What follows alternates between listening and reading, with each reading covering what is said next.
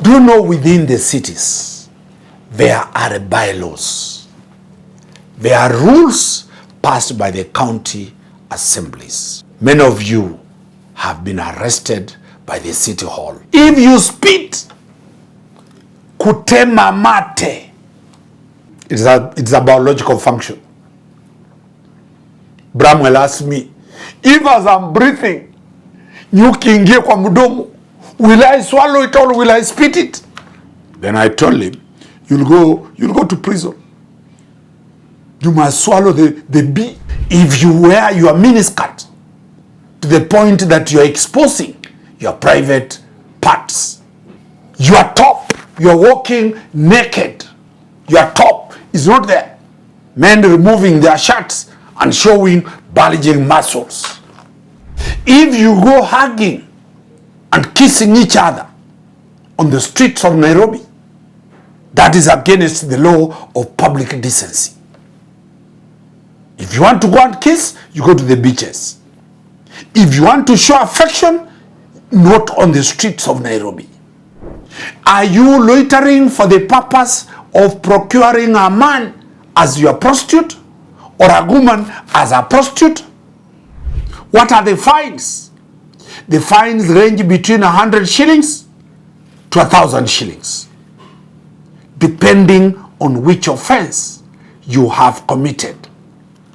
If you fail to pay the fine, then you'll be committed to prison. Wow. Let me take a glass of water. Welcome to Court Helicopter Explainer. We are dealing this explainer from the CBD of Nairobi, the city of Nairobi, the capital city of Nairobi, an urban city. Do you know within the cities, there are bylaws. There are rules passed by the county assemblies. And those rules, those bylaws, many of you have been arrested by the city hall. Guys, have you seen the Kanjos in their Mariams arresting people and you don't know what offense have you done? Do you know there are very many rules, bylaws by Nairobi city that govern how you live within the city? Let us have a glimpse of some of the controversial bylaws by the Nairobi city. It talks, these are offenses. 1, making any kind of noise on the streets. Do you know you can be arrested for making any kind of noise on the streets of Nairobi? Imagine, you are not supposed to make any noise. You are only supposed to talk. So if you are screaming, if you are yelling, if you are whistling, if you are growling, that is an offense under the bylaws of Nairobi. Number 2, if you own a property in Nairobi and you have not fenced that land, it is an offense. Do you own land and you have not fenced? That is an offense. 3, if you destroy the surface of a public street. During Mandamano, I see people putting fire, bonfires. If you damage any surface of a public street in Nairobi, that is an offense. 4, willful blocking a free passage or removal and displacement of any county property. If you remove anything of the county property, university students, you go and get a road, a signage of a road, you uproot it and carry it to your hostel. You remove it and put it elsewhere. You get a dustbin of the city or county, you remove it and take it elsewhere. It is an offense. 5, cutting down a tree without a permit from the county. Do you know you cannot cut a tree It is your tree that you planted. Your own tree in your own compound. Try, my brother. Try, my sister. You must get a permit and you must pay a certain fee to the county government to cut down your own tree. Very interesting. Playing any game, riding or driving or preparing on a footpath. I have seen very many people nowadays on Saturday, Sunday, public holidays, riding, skating on the highways. Do you know that is an offense? When you see those guys running all over on the footpaths of Nairobi, many don't know that. We are now telling you how it is important. It is an offense defacing any building by writing signs or graffiti. The High Court has removed graffiti from matatus. Do you know you are not allowed to put graffiti on any public facility of the county government? Any wall, any road, you're not supposed to put there. Drawing your caricatures, your photos, or putting your posters. When you're doing campaigns, when you're doing anything, you are not allowed to do that. It's an offense. Depositing any type of material or waste on the streets. If you throw any material on the streets or you deposit there on the streets, it is an offense. Very interesting, this one now. My brother and my crew, Vivian's, Cyrus and Bramwellers, are laughing all the way. Spitting on any footpath. If you spit, kutema mate. It's a biological function. Bramwell asked me, if as I'm breathing, nyuki ingie kwa mdomo, will I swallow it or will I spit it? Then I told him, you'll go to prison. You must swallow the bee. You are not allowed to spit on the streets of Nairobi. What about blowing of the nose? Is it an offense? Ya nini? Is it an offense? Yes. Blowing the nose aimlessly, other than into a suitable cloth or tissue. If you blow your nose, you need to have a tissue to blow your nose into, or a handkerchief. So today, you know, if you blow your nose, if you spit aimlessly, City Hall is making money and celebrating. Then it goes to committing any act contrary to public decency. If you do any act that can be called to be public, against public decency. What is this? If you wear your miniskirt to the point that you are exposing your private parts. If your top, you're walking naked, your top is not there. Men removing their shirts and showing bulging muscles. If you go hugging and kissing each other on the streets of Nairobi, that is against the law of public decency. If you want to go and kiss, you go to the beaches. If you want to show affection, not on the streets of Nairobi. Wow.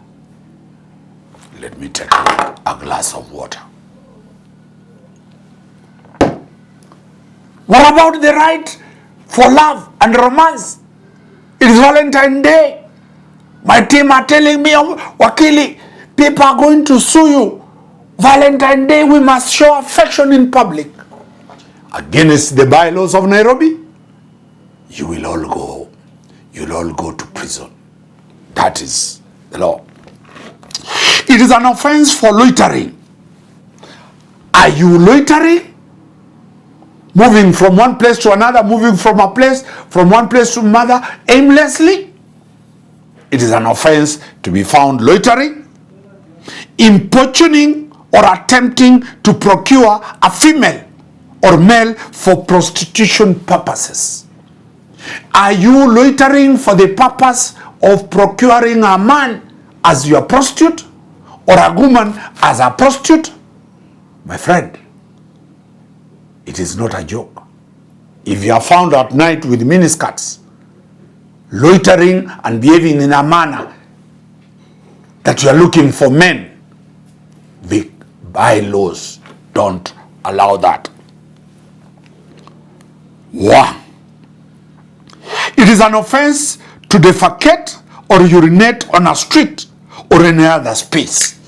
If you defecate, my friend, the toilets are there. The city toilets are there. If you see mali imeandikwa usikojoe hapa, and I don't know why usikojoe hapa, that is where men go to kojoa, you now know, utabebwa. You'll be carried. If you are found defecating or urinating in public places or streets, you'll get it. Food. What about food? Conveyance of open food in a manner likely to cause contamination. If you are found selling njugus, selling popcorns, roasting meat, mutura, roasting maize, making kahawatungu on the streets, any form of chapati dondo on the streets, my friend, today you know, it is not allowed. It is an offense under the bylaws of Nairobi. What about the Maasais? My friend Leto gave me a cow and I want to bring it to Nairobi. They're not even a cow. My friend Bramwell told me, no. Where I come from, there's a lot of chicken. Wakili, you can give you a chicken. I take that chicken. Can I tame chicken in my house? Can I keep a cow in my house? Can I keep a dog in my house? What does the bylaw say? Keeping any animal or poultry which causes a nuisance to any resident in the neighborhood is an offense. If you keep your animal that causes a nuisance, is your cat, the meow. I gave a friend of mine called Cyrus Kimanga, paka yangu aende nayo, ikapigia neighbor kelele. He was threatened to be sued. Your cock wakes up at 9, or not 9, 3 in the morning. Kukuru, kukuru, to wake up. That is a nuisance. Your dog leaves your compound to go and meet with other dogs in other people's compound. That is a nuisance. You'll go in for that issue. Washing, repairing, or dismantling any vehicle in a prohibited area except in the case of emergency. Has your vehicle ever broken down on the streets of Nairobi and you try to fix it? And you are arrested. It is your own vehicle. You have a tire burst.